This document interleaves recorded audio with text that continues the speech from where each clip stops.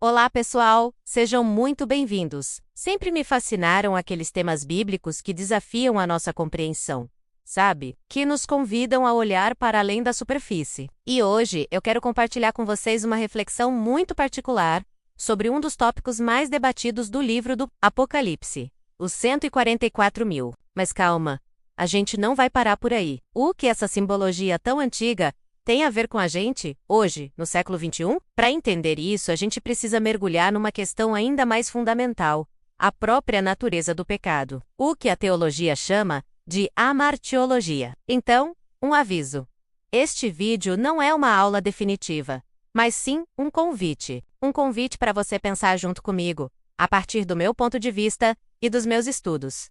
Vamos aos textos? O número 144.000 aparece lá em Apocalipse capítulo 7, e depois no capítulo 14. De forma tradicional, algumas leituras veem esse número de forma bem literal, como um grupo físico, específico, um restante contado a dedo. Outras leituras, e é aqui que a minha perspectiva se encaixa, enxergam um grande símbolo, um símbolo de completude, de representação. Pensa comigo na simbologia. O número 12 é super importante na Bíblia.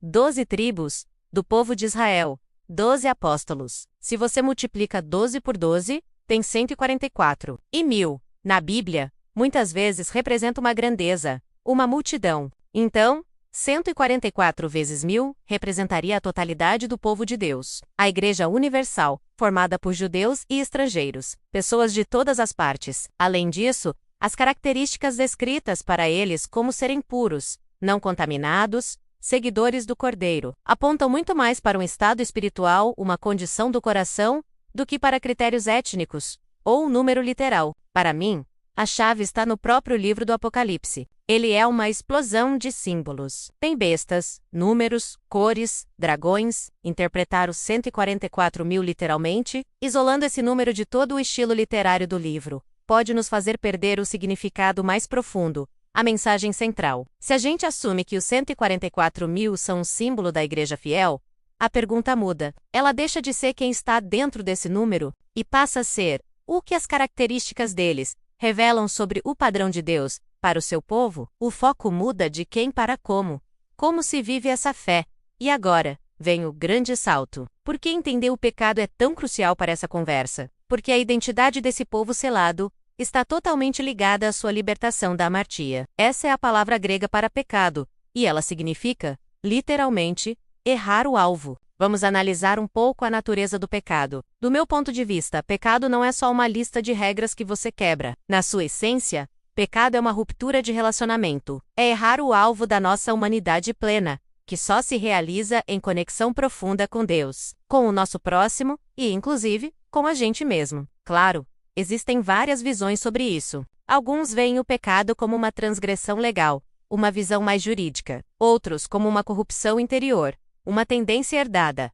Outros ainda como um processo de desumanização. Mas vamos focar nesta pergunta. Se o pecado é essa força que quebra, que divide, o que significa ser não contaminado ou seguir o Cordeiro por onde quer que ele vá, como diz o Apocalipse? A resposta que eu proponho é que ser selado significa viver um processo contínuo de restauração desses relacionamentos quebrados. É um chamado para uma fidelidade total, uma integridade que os 144.000 simbolizam. Em contraste direto com a infidelidade e a confusão, simbolizadas por Babilônia no mesmo livro, pensa aí na sua experiência. O pecado se manifesta mais como uma ação isolada que você comete, ou como uma condição, uma tendência interna que influencia suas escolhas. E essa ideia do pecado como uma ruptura de relacionamento muda a forma como você vê seus próprios erros e os erros da sociedade. Agora, vamos juntar as peças do quebra-cabeça. A visão dos 144.000 no céu, lá em Apocalipse 14, não é sobre um prêmio para um clube exclusivo. Na minha leitura, é uma declaração profética de vitória. Ela mostra o resultado final do trabalho de Deus na história.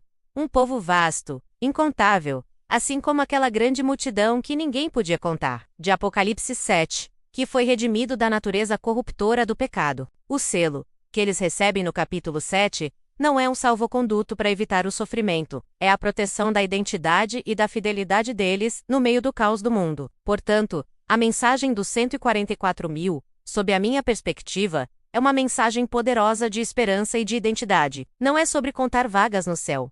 É sobre afirmar que a força destrutiva do pecado, da amartia, não terá a palavra final. Deus está formando um povo que, pela graça, supera essa ruptura e vive em fidelidade. E se a gente aceita essa visão simbólica, universal, como isso deveria impactar nossa vida prática hoje? Se somos, potencialmente, parte dessa multidão selada, o nosso foco deveria ser em criar muros e nos excluir, ou em viver os valores do reino de Deus: justiça, misericórdia, integridade, aqui e agora. Esse foi o meu raciocínio, fruto de muito estudo e reflexão pessoal. Longe de esgotar o assunto, a minha intenção era, na verdade, complexificar de uma forma produtiva. Eu confio nessa análise porque ela parte de uma leitura que respeita o contexto e busca o princípio teológico por trás do símbolo. Mas agora, eu preciso muito da sua perspectiva. A minha compreensão só avança quando a gente dialoga. Qual parte dessa conexão entre os 144.000